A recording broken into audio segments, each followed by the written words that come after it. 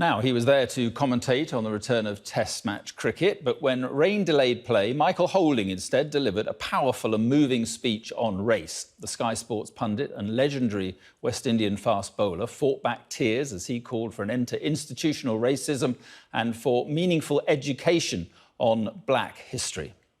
You can't tell me who invented the light bulb, right? Thomas Edison, right? Everybody knows Thomas Edison invented the light bulb. Thomas Edison invented a light bulb with a paper filament. It burnt out in no time at all. Can you tell me who invented the filament that makes these lights shine throughout? Nobody knows, because it's a black man. It was not taught in schools. Lewis Howard Latimer invented the carbon filament to allow lights to continuously shine. Who knows that?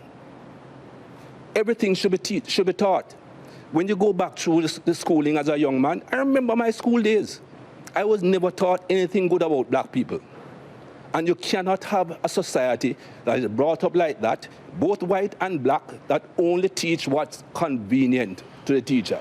History is written by the conqueror, not by those that are conquered.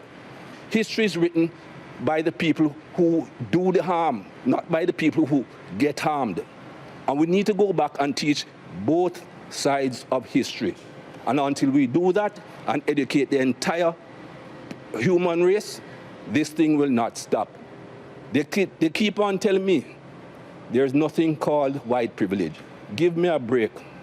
I don't see any white people going into a store on Oxford Street and being followed. A black man walks in, somebody is following him everywhere he goes.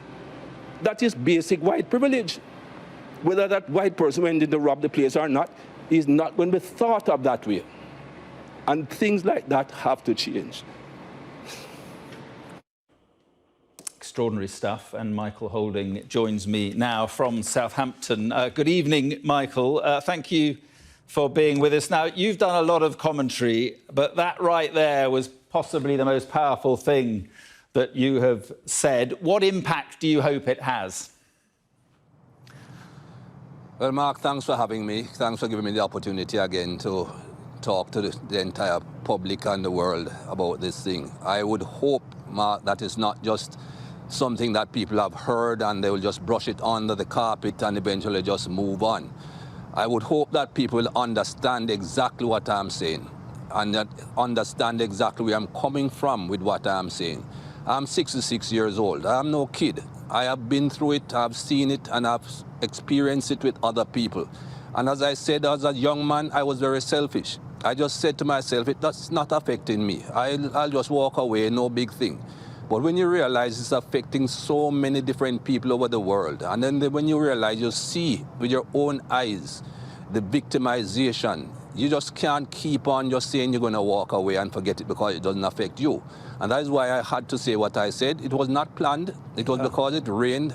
Obviously, the video was planned. The video was recorded about a week or so before we came to Southampton. But I had it all pent up inside of me, and I just had to say it. Yeah, I mean, it was unscripted, obviously, and from the heart.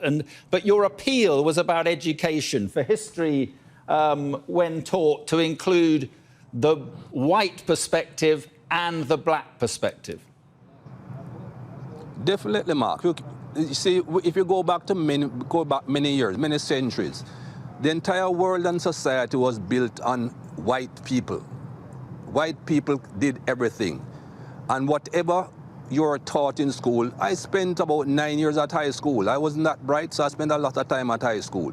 But I was never taught anything about anything that a black person did that was good. And when you grow up and that is inculcated in you, that everything good is done by the white man or anything bad is done by a black man, it cannot be good for your health. Mental health I'm talking about.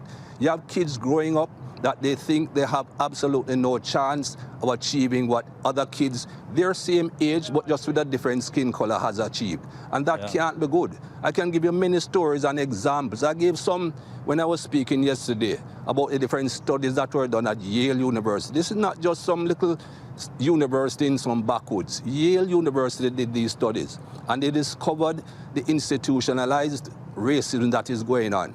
It cannot continue like this. We have to understand that people are people. Okay, you want to write about the history of your people, What about explaining everything about that history? Everything, not just what is suitable to be explained. Yeah, and your own personal experience since you've been playing cricket, have you experienced racism on the cricket field? Not by cricketers. I've never had one cricketer anywhere in the world that has passed a racist remark to me. Never, ever. But of course, I spend most of my time though at fine leg and third man. And you know what people in the stands will say. So you hear it. But never, ever has a cricketer passed a racist remark to me because I wouldn't have stood for it anyway. But what about wider society? What about just your normal life on the streets of the UK? Lots, Mark, lots. You know, I can tell you about so many things that have happened to me here in the UK and even in Australia where I've been. In South Africa since I started going down there, lots of things. I'll give you an example of each place. Here in the UK, I was with the lady that is now my wife, who is Portuguese background. That means that she's white. And I was standing beside her in Leicester Square, waiting on a taxi. We had just gone to Chinatown to get a meal, came back out, trying to get a taxi. The taxi was heading in our direction with its lights on. I stepped out to put my hand in the road for the taxi driver to stop. He turned off the light. That's not only me. Saw it happen to friends of mine years ago. He turned off the light, and when he passed me, he turned it back on. And a West Indian, English guy, a West Indian background, across the street, saw me, shouted to me, recognized me, and said, "Mikey, you have to put her in front," which is meaning put the white lady in front, because the guy will stop for the white lady. And I shouted back to him, "I'll walk first." Yeah. That is this country. Australia, West Indies team were down there in the 80s. A group of us were in the lift because whenever we go to Australia and we stay in a hotel, they put the entire team on the same floor. So about 4 or 5 of us got into the lift to go down into the lobby. It stopped on the floor below ours. The doors opened, and a white Australian guy stood there, saw us in the lift, and decided he was not going to come into the lift. Okay, if you feel intimidated by 4 big black guys, fine. The lift door starts to close, and he shouts a racist remark just as the door is closing. So we just laugh, we go down into the lobby, we go our way. That's Australia. Yeah. Down to South Africa now. The first time I went to South Africa, I went with Sky. I went there on my own. The second time I went to World Cup, again with my wife. Same white lady, our skin white, Portuguese background. We stood at the lobby trying to book in. A guy came to me, tried to book me in, and somebody walked up to her immediately to try to book her in, because in their mind she could not be with me. And that is the sort of thing, but we laugh about those things, because when I'm not living in the society, I just laugh about it. Sometimes I grimace in my head and I move on. But I cannot keep on laughing, grimacing, and moving on. It's time for change. So my question, I think, is, after what's happened to George Floyd and all that has followed from that, Michael, do you think the time is right now? Could this be the moment where things can and possibly do change?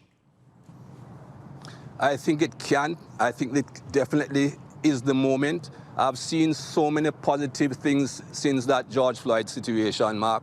I made a comment about the amount of white people that I see are in these protest marches. Some protest marches have more whites than blacks. I think that's a huge plus for this movement. One thing that a friend of mine even sent me on WhatsApp today, there's a gentleman in the United States, a Bloodstock agent, who posted some racist remarks on his private whatever, Facebook. I don't know what to do. I'm not a big guy on social media. But it became public. Keeneland Racing Industry banned him immediately. Neither he nor the company he represents, the horses he's trying to sell or buy, can go to Keeneland this year. Shortly after that, his son posted on, again, some social media that it's his father. He's ashamed of what his father did, But in a way, he's glad because for the last 20 years, he has been trying to have this conversation with his father about his racist remarks. And he says he's so glad to a degree that it happened, so he can now actually sit down with his father and say, listen, this is what you have been doing. This cannot be right. This is his own son. And he came out with a post criticizing his father and said he's glad he can now sit down with him and discuss it. Yeah. I see the possibility of change. And this is not just a few people talking, a few people marching for a day or two. I think with even companies, the company that we are working for now, they have pledged £30 million towards this campaign. And I see a lot of other companies doing that. And that is the most important thing. Right. Look at people on the street walking up and down and not going in a particular shop. That is important, yes, but you need big corporations to back this thing. All right, just two more questions. Going on from what you say, Sure. It's going to take an enormous effort from everybody, talking about having people in black people in decision-making positions in sport, in business, in politics. This is going to take a long time, and it may just be that, everything goes back to normal. I would hope it won't go back to normal. I'll hope that train will just keep on moving. And yes, I know it's going to take a long time. I am 66 years old. I may not see it myself. What I'm hoping for is future generations, that they will all have equality. My grandson, for instance, he's 6 years old. I hope that when he gets to be a man, that there will be nothing about black and white and brown and pink. It will just be human beings, that everybody gets an equal opportunity depending on their skills, not the color of their skin or their race or their ethnicity or their religion. That is what I'm hoping for. That's a big hope. But I'm hoping that we are moving in the right direction and eventually we'll get there. This thing has been going on for decades, for centuries, Mark. So I don't expect overnight change. But it has to start somewhere, and hopefully it will just keep on rolling a bit at a time, a bit at a time. You cannot change what is in people's heads overnight. As I said yesterday, a lot of it is not people thinking negatively. It is something that is just seeps in almost like osmosis into your mindset. That study that I related to with the preschools teachers who automatically look for the black kids to be misbehaving. They were embarrassed when they were told that's what they did, because it is not conscious. It is not something that they consciously think about. But when you live in a society and you live in that environment, you automatically get it into your head. The son of that Bloodstock agent, he said that is what his father taught him. Yeah. That is not something that he was born with. Nobody is born with it. But if you don't have the people to teach it, and eventually it will just die away. As I said, I will be around to see it, but I'm hoping for future generations. Well, look, one last thing, Michael. At the end of your impromptu speech, yesterday, you seemed visibly upset. How difficult was it emotionally? I mean, in the middle of a rain delay, at a cricket match, on live television? To be honest, that emotional part came when I started thinking of my parents. And it's coming again now.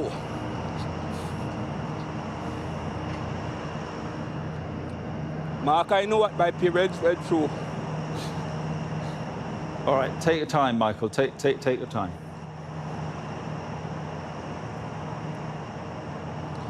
My mother's family stopped talking to her because her husband was too dark.